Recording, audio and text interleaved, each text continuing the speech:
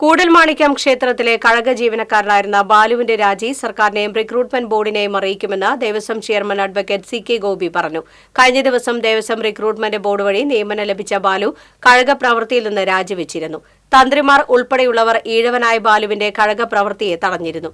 വിവാദമായതോടെ ബാലു ആദ്യം ഓഫീസ് ജോലിയിലും പിന്നീട് അവധിയിലും പ്രവേശിക്കുകയായിരുന്നു. കഴിഞ്ഞ ദിവസം ക്ഷേത്രം ഓഫീസിലെത്തി അഡ്മിനിസ്ട്രേറ്റർക്ക് രാജിക്കത്ത് നൽകുകയായിരുന്നു.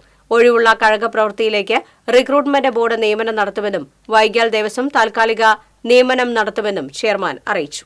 കഴകം ജോലിയിൽ KDRB റിക്രൂട്ട് ചെയ്ത ബാലു 2/4/2025 തീയതി വരെ ലീവിലായിരുന്നു.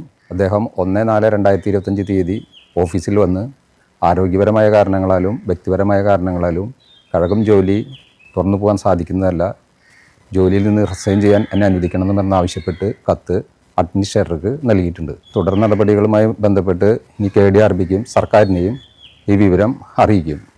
അതിനുശേഷം സർക്കാരിൻ്റെയും KDRBയുടെയും നിർദ്ദേശപ്രകാരം ദേവസ്വം പ്രവർത്തിക്കും. ആ റിപ്പോർട്ട് ചെയ്യുന്നതിൻ്റെ അടിസ്ഥാനത്തിൽ KDRBക്ക് നിയമിക്കാം, അതല്ലെങ്കിൽ താൽക്കാലികമായിട്ട് ദേവസ്വം നിയമിക്കും.